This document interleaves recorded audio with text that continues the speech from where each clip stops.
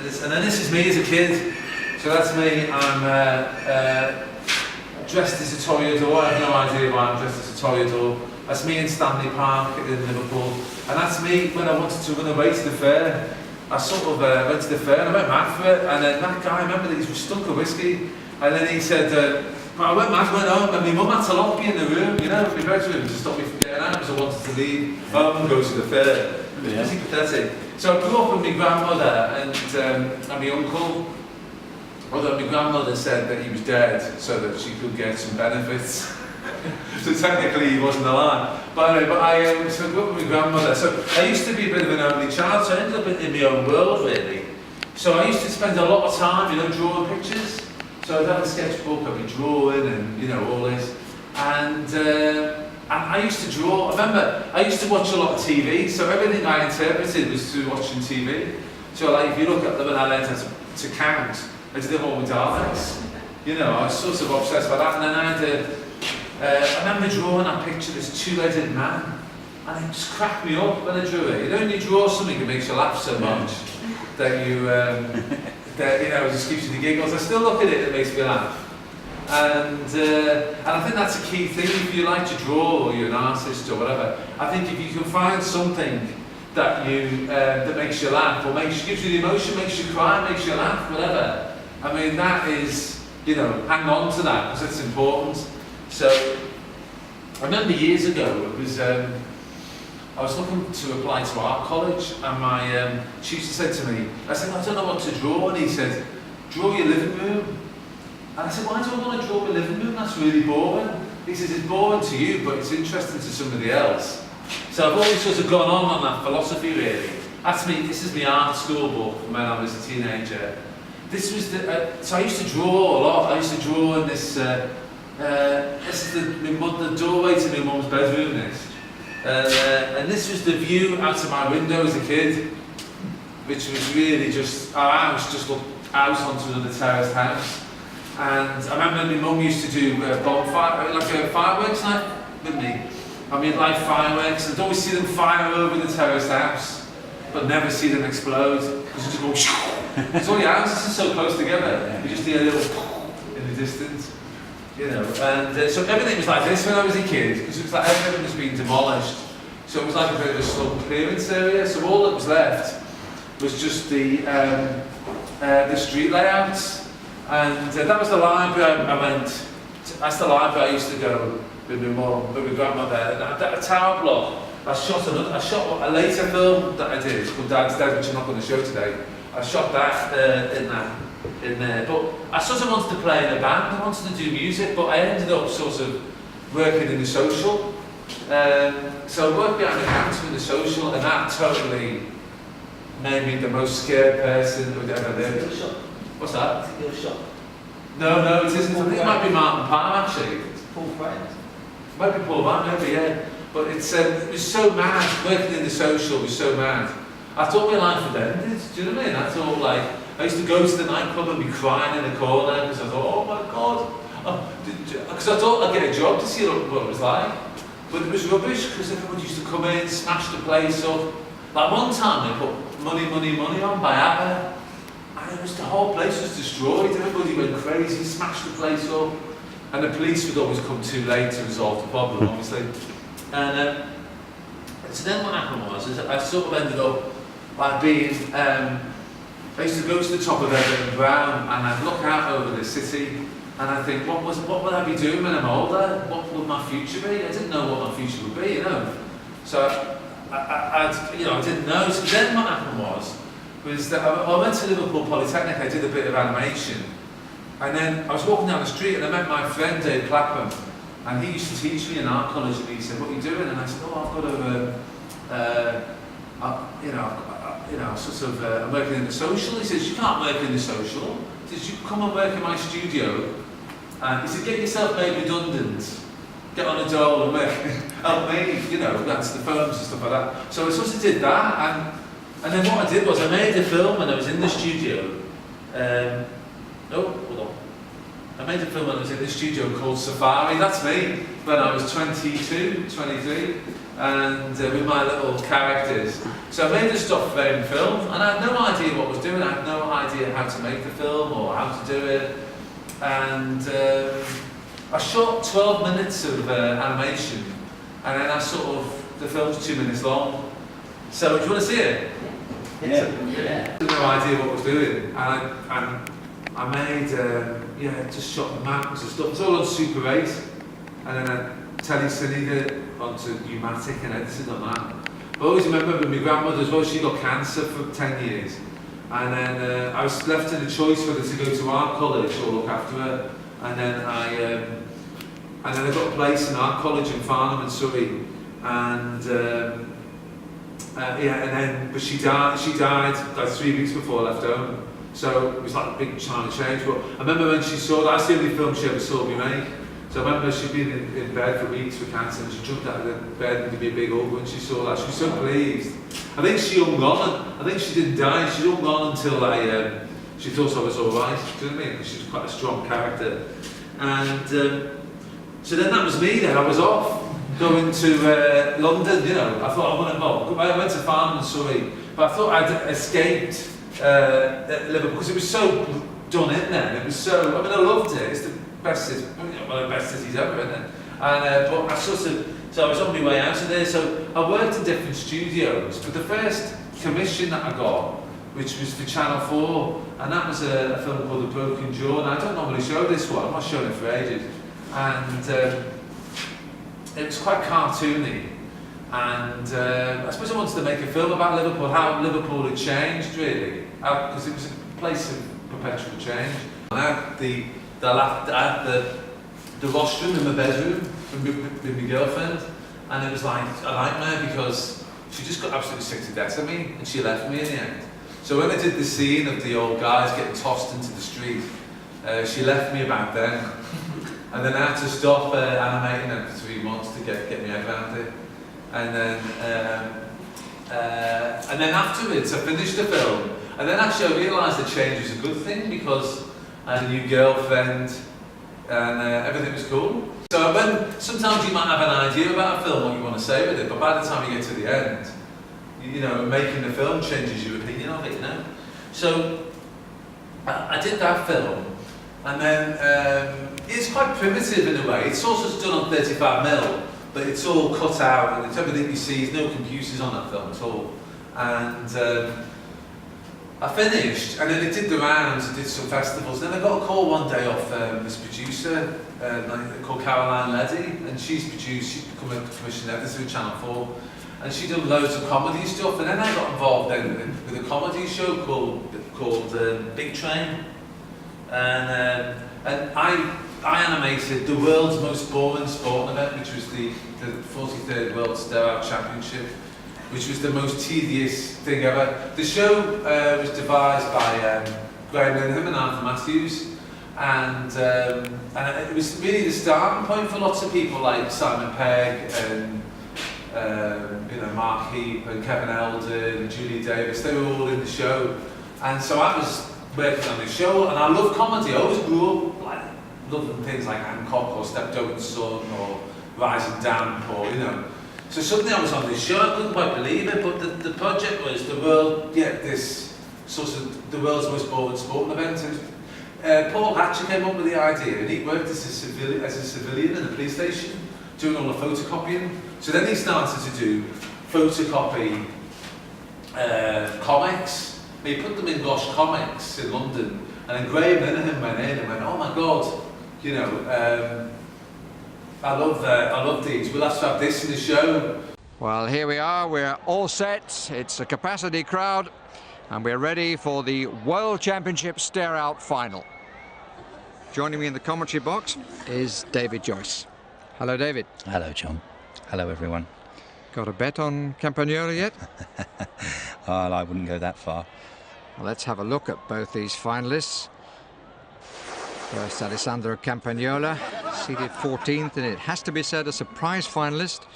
Not tipped by many to go all the way, but a great run of form brought him to this stage, and no fluke. Some big names have fallen to him.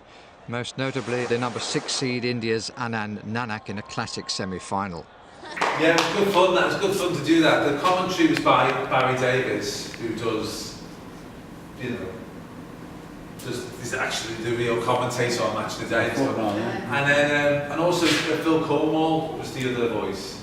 But it was, I remember that when we recorded the voice for that bit, we said, we got them to go, say to Barry, just react to what you see on the screen, and we just sort of showed it. And the ad-lib he did was really funny. He was really, really funny. But I suppose that's what his job's all about, isn't it? Ad-libbing. You know, being clever with the situation, or making something from nothing. And I loved it working on the Stareout. And there's one episode where nothing happens. There's one episode where nothing happens. It's really weird. I went into the green room watching it as it was getting recorded, as they were doing the laughter tracks and stuff. And I started to believe it in the end. You know what I mean? That it was like a real sport thing. Arthur Matthews always said he wanted to do like a 3-hour version, you know, bring it out on DVD, which would have been great. So that was like a big liberation for me doing that. And I sort of, I remember acting that bit. I was not with clothes on, the bit with the streaker. I sort of acted it out, filmed myself, and then worked out the movement, because it may be animation minimalism in a way, but if something happens, I like to think it's going to happen, it'll be full on, you know. Bob Godfrey was upset, you know, there's rhubarb and custard, because Bob just thought I'd gone too far, because he was into animation minimalism, but he said I took it to a different level. Anyway, but it makes things move when you need them to move, that's what I say in animation. So moving on, as I say, I did lots of personal films like Dad's Dead and different things, Silence is Golden. I'm not showing those today, so I'm just focusing on the comedy. And so going back to 2000, we had, it was the election, and then we came up with this mad idea of doing having an election, little animations that you could vote for. So he said that Tony Blair became so desperate to get back in power, he'd offered up a seat on the cabinet to a member of the general public, and you know, people could pitch for 1 minute, and then people could vote online. So we did this idea, and it was funny because people really got into it. They were all voting and things, and they put them out. It was really funny because they put them on air next to the real life party political broadcasts. So you get the party political broadcast on behalf of the Liberal Party will come on the TV, and then this will come on, then our things will come on. We couldn't stop laughing, it was so stupid. Last week, Tony Blair promised a seat on the cabinet to one lucky member of the general public. Labour say it's all part of their plan to hand Britain back to the people. Others are calling it a devious Blairite stunt. Tonight, we ask another hopeful, what would you do for your country? Britain's future lies with the children. This morning, I asked 2 youngsters on a dirty estate why they thought it was clever to smoke. They told me to fuck off and threw rocks at my car. Not now, dear. My plan is this. Lock all children up until they are 18 and release only those who show a real interest in Wagner in the National Trust. There they will be taught the dangers of drugs, learn respect for the old, and be made to understand why the sound of their young laughter in the park has driven a permanent wedge between myself and my wife, forcing us to share mealtimes in silence, sleep on separate sides of the bed, and loathe each other with a venom that drives me from the house on rainy evenings in search of the only warmth I can get, coiled like a babe with my head pressed against a horse belly. Do you have children of your own, Tom? His sperm doesn't work. Well, a vote for Tom Tanner is a vote to lock up children. This is People's Britain. Yeah, you've got to remember, this is sort of really before the internet kicked off as well, so this is like 2001, 2000. So, I don't think they let you transmit. I think, quite honestly, now they wouldn't let me do this anymore on TV. Do you know what I mean? It'd be too much. They'd say no. In a way, a lot of my stuff is, in a way, I think quite, if I say so myself, quite benign. But to people in TV companies, they'll go, now I've become more left field. I mean, I don't know. But that's just me. Let's just see. So I also worked on Nathan Barley. Did you ever watch that with Chris Morris? So I made all of Nathan's terrible films. Awful films, yeah, I made all of them. And I made all his websites, stuff like tramp.com, Russian tramp website, and the tramp racing. Do you remember that in Nathan Barley? Where you could bet on racing tramps.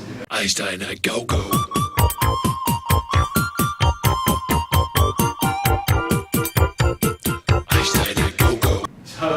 mean, that's one of Nathan's films, Nathan Barley's films, which had, yeah, quite.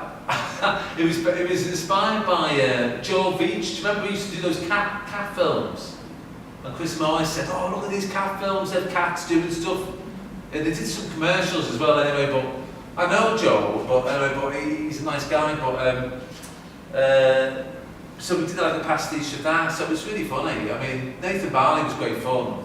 But people said that the trendiness in that could never exist. I had a studio in Brick Lane. My wife said to me, "People don't ride around on little bikes or scooters. That's nonsense, they don't do that." And of course, where I was in Brick Lane, they were, you know, the cereal bar and all this. I always liked that sort of comedy stuff. Another thing I did later on, I directed some comedy blacks for Channel 4. And this, I don't know what year this is from, probably 2012, something like that. We did a little sketch show. And it's pretty silly, and it's got Bridget Christie's in it. Do you know Bridget Christie? Stand-up comedian. She's about to have her own show on the BBC, I think. And Izzy Suttie and Josie Long, different people. Anyway, but this film is about, it's a series, obviously, but it's about, there's a fire going on in this building. This is episode 3. I like this one, so I thought I'd show this one. But there's a fire in the basement. But they're having a board meeting on the top floor, but they're too distracted with the board meeting to actually deal with the fire. So it's a bit like Brexit, basically. You know, where they all go talking, but really it's all like heading toward doom, you know, and catastrophe. First item on the agenda. Oh no, we should probably move straight to sorting out the fire on the ground and first floors. And second floor.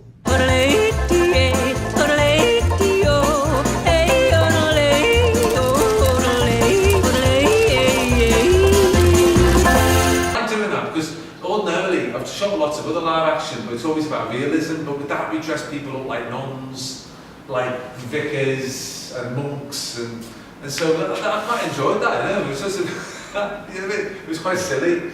And but I mean, I'm sort of dipping around here in time. That's from 2013. This is about from 2013. A lot of my films are about like real life experiences, where I make films about that, and I made this film about me. When I used to go life drawing when I was in art college, I used to be terrified of the art tutor, the life model, Mandy, and she used to sort of like, she'd always like, when you'd be drawing somebody, she would be like, when you go to the toilet, she'd come and have a look at your artwork.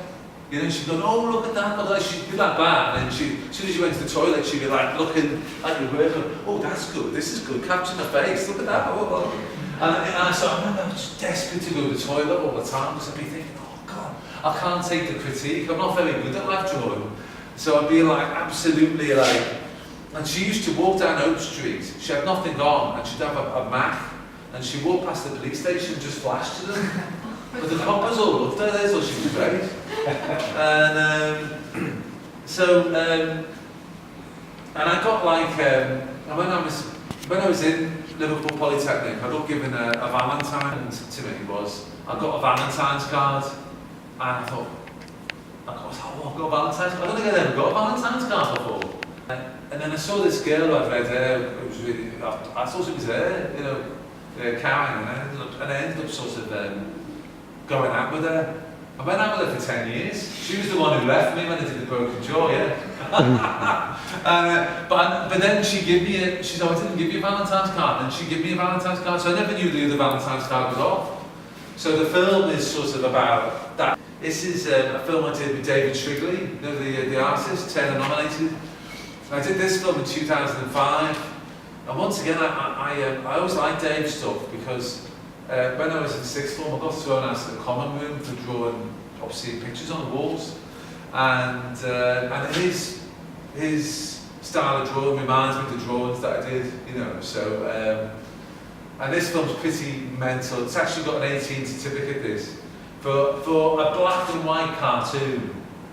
I think that the censors must have thought, we're going to teach them a lesson. Whenever Dave gets interviewed about it, he blames me for that one, but obviously it's in his book.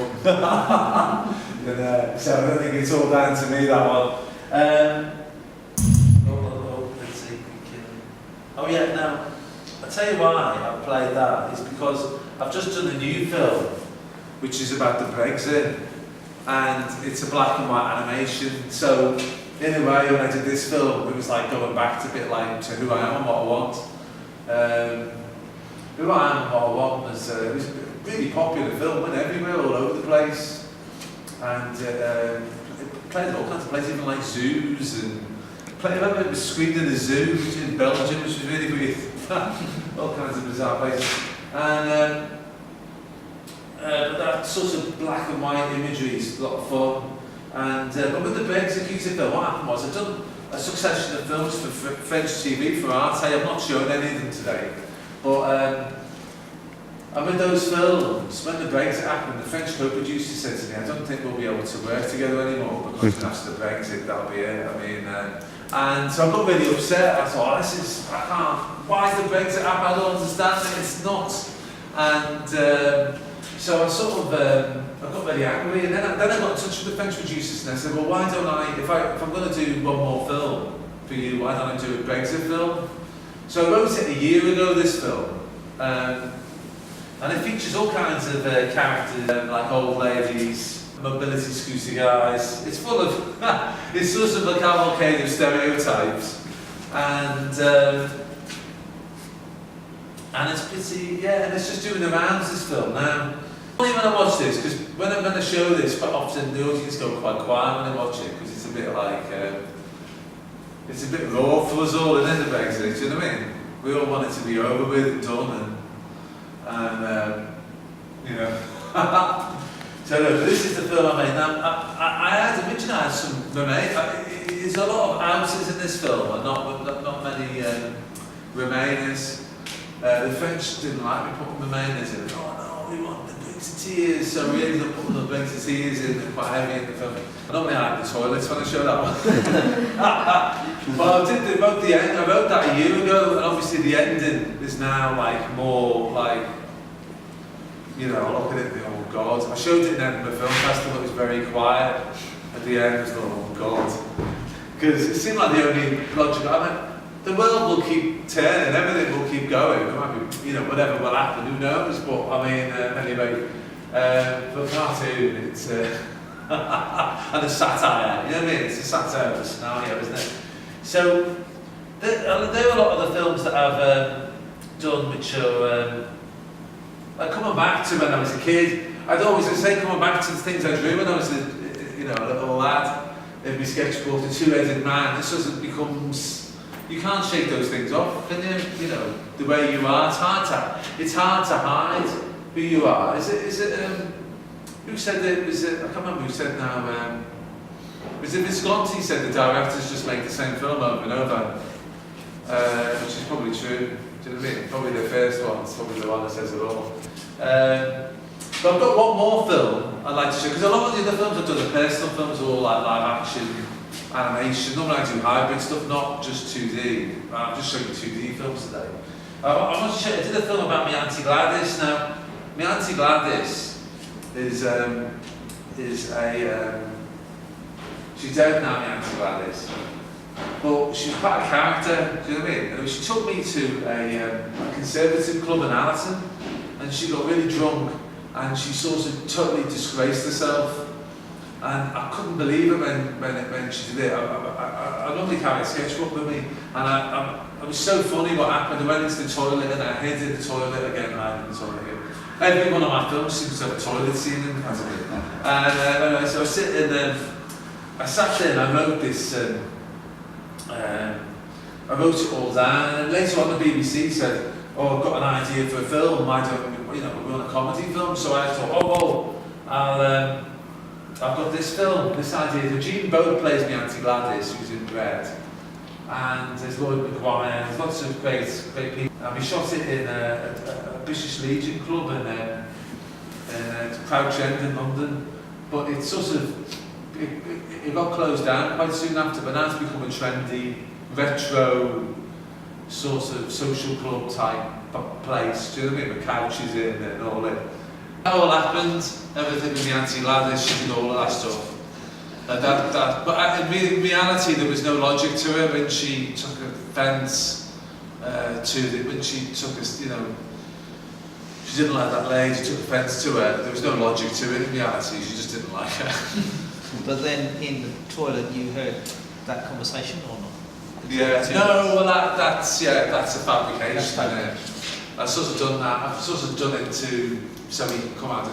It needed more logic for a film. I think if it had been the way it was, people would just go, "Oh God, this is really mental. It's really weird." But I felt like it needed. Now the whole thing about the partner, about the wife, when she did get up in a minute silence, and she did shout, "This is a load of whatever." She did that, but there was no logic to it. She just got up and did it. I was like, oh my God, and hid in the toilet, you know. And I hear all the stuff about me having a double barrel name, I'd be a success, get rid of my accent. You know, all these things that she would say to me are all in the film. And it's funny because my son is 13 now. But obviously my son never met my Auntie Gladys, but he knows all about us in the film, which is weird, isn't it? And then Jean Bose, who plays my Auntie Gladys, she's like my auntie now. I go and see her all the time, and her husband, Carl Davis, did the music on the Bafta film, and because he's a big composer, so, yeah, so it's nice for films, you know, that way.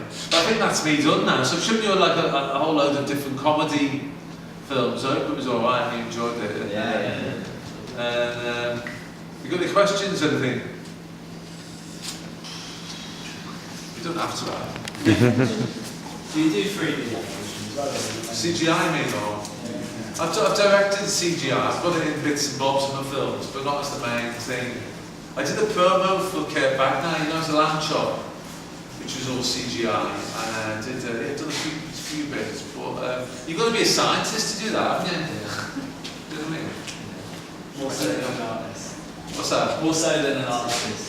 Yeah, I think you just come at it a different way, don't you? You come like thinking about, you know, it's about structures and orders and yeah, I think I might be too far gone to do CGI now, to do it myself. I've directed it though. And I've done lots of different types of animation and live action and hybrid. I was just showing the man 2D bash him on the head type films today, really, except for the blue. You started in Liverpool, right? And then you went to France. Yeah. And then you went to London. I'm just wondering, did London kind of change you, do you think? Or did it change your vision, so it come from north to London? Or do you think it was just you carried your own sort of original self to London and just used the opportunities there? Well, I tend to, I mean, all of the other films, the ones I've not shown today, a lot of them are all like stories from Liverpool. So it's always like, my family was, like my mum and dad ran off when I was a kid, my grandmother brought me up. And my family was full of like all kinds of different nationalities. So there was like, I had a Belgian uncle, I had a Norwegian uncle. There's so many stories from when I was a kid and being a teenager that I've never had stories like that living in London. Do you know what I mean? And maybe the thing is, maybe I do go back to those stories a lot because it doesn't exist anymore. Maybe I go back because I'm trying to capture something, maybe hang on to it before because it's all gone in a way. All my relatives, they're all, obviously Auntie Gladys is gone, she's, she would cause murder everywhere she went, Auntie Gladys. She'd walk into a room and she'd say, that man over there's alone. I'd go, oh yeah. He goes, he must be a homosexual. She shouts really loud. I go, oh Jesus, oh God, Jesus. And Auntie Gladys was like a real character, do you know what I mean? But when she died, she had like 90 grand in her current account. Her house was worth 400 grand because it was in Mossley Hill. But then she gave it all to the British Legion. Everything up to the, which was really funny. She absolutely was like determined. I think she must have had dementia or Alzheimer's. Do you know what I mean? I think she was really like always caused murder everywhere she went. So, no, but I'm saying, yeah, so it's hard to, those questions, it's hard to, when you're in London, to get quality stories like that, isn't it? Mad stuff. Like the one about my dad, the ringer, that one is really about my dad. So that's worth checking out online, because that's totally mad, that one. But I suppose there's differences between live action and animation. Like with the last film, a lot of those films are about subtlety, but animation's not really like that. You can have an everyman character in an animation, like with Who I Am and What I Want, you have a little man and it can be everybody. But with live action, it's more about subtlety, about what clothes you wear, what your accent is. And the Brexit films, let's say, they're all stereotypes, so they're sort of, you get away with it, you know, with animation you accept that. But you wouldn't, in live action it'd be too much, you'd be thinking, oh God. And so I quite like dipping in between the two, you know what I mean? But yeah. Alright, cool.